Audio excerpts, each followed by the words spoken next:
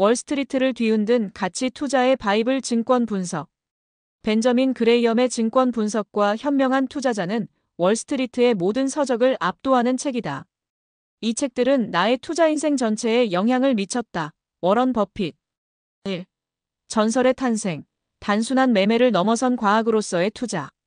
증권 분석은 1934년 대공황의 그림자가 드리운 미국에서 처음 출간되었습니다. 당시 월스트리트는 혼란 그 자체였죠. 주식시장은 도박장과 다를 바 없었고 기업의 가치를 제대로 평가하는 방법론조차 부재했습니다. 주가는 감정과 소문에 따라 춤을 추었고 수많은 투자자가 큰 돈을 잃었습니다. 바로 이 시기에 벤저민 그레이엄과 그의 동료 데이비드 도드는 월스트리트의 투자란 과학이자 예술이라는 혁명적인 선언을 던졌습니다. 그들은 기업의 실제 가치, 즉 내재 가치를 철저히 분석하여 투자해야 한다는 가치 투자의 개념을 체계적으로 정립했습니다. 증권 분석은 단순히 몇 가지 투자 기법을 나열한 것이 아니라 기업의 재무제표를 해부하고 산업을 이해하며 경영진의 역량을 평가하는 종합적인 사고방식을 제시한 기념비적인 저작입니다. 워런 버핏이 이 책을 가치 투자의 바이블이라고 칭한 것은 결코 과장이 아닙니다. 버핏은 현명한 투자자를 통해 그레이엄의 철학을 만났고 증권 분석을 통해 그 철학을 실제 투자에 적용하는 구체적인 도구와 방법론을 익혔습니다. 이 책은 주식시장을 단순한 가격 움직임이 아닌 실제 기업의 일부로 보게 만드는 놀라운 힘을 가지고 있습니다. 2. 기업 해부학 숫자로 기업의 숨겨진 얼굴을 읽어라.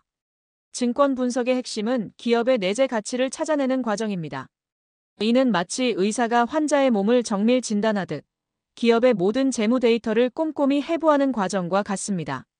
재무제표 읽기, 기업의 언어를 이해하는 첫걸음. 이 책은 투자자들이 기업의 대차대조표, 손익계산서, 현금 흐름표를 단순한 숫자의 나열이 아닌 기업의 건강 상태를 알려주는 중요한 지표로 읽을 수 있도록 안내합니다. 대차대조표, 기업이 가진 자산과 부채, 그리고 자본의 구성을 보여줍니다. 이 회사가 무엇을 가지고 있고 무엇을 빚지고 있으며 순수하게 누구의 것인가? 를 알려주는 스냅샷이죠.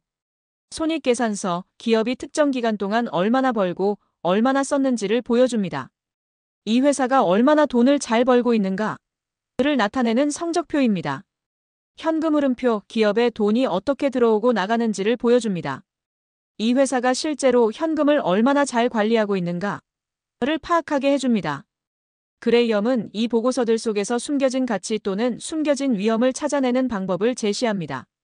예를 들어 장부 가치보다 훨씬 낮은 가격에 거래되는 기업의 자산을 찾아내거나 눈에 띄지 않게 쌓여있는 재고나 상각률 등을 통해 기업의 실제 수익성을 파악하는 것이죠. 수익력 분석, 기업의 미래를 예측하는 핵심 엔진. 그레이엄은 기업의 미래 수익력이 내재 가치를 결정하는 가장 중요한 요소라고 보았습니다. 그러나 단순히 최근 몇 년간의 수익만 보는 것이 아니라 과거의 수익 패턴, 산업의 특성, 그리고 경기 변동성까지 고려하여 안정적이고 지속 가능한 수익을 낼 수 있는 기업을 찾아야 한다고 강조합니다. 이 과정에서 그는 기업의 수익 변동성을 면밀히 분석하고 특정 시기에만 반짝했던 수익과 지속 가능한 핵심 수익을 구분하는 통찰력을 제공합니다. 마치 날씨 전문가가 일시적인 소나기와 장기적인 기후 변화를 구분하듯이 말이죠. 3. 채권 분석과 주식 분석, 다른 위험, 다른 접근. 증권 분석은 크게 채권 분석과 주식 분석으로 나뉘어 설명됩니다. 그레이엄은 채권과 주식이 본질적으로 다른 위험과 수익 특성을 가지므로 각기 다른 접근 방식이 필요하다고 강조합니다. 채권, 안정성을 최우선하는 투자자의 피난처. 채권은 빌려준 돈에 대한 이자를 받고 만기일에 원금을 돌려받는 형태의 투자입니다. 그레이엄은 채권 투자에서 가장 중요한 것은 원금 상환 능력과 이자, 지급의 안정성이라고 강조했습니다.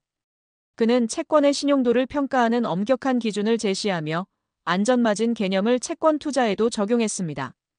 기업의 재무 건전성을 통해 채무 불이행 위험이 낮은 채권을 선별하는 것이 핵심입니다.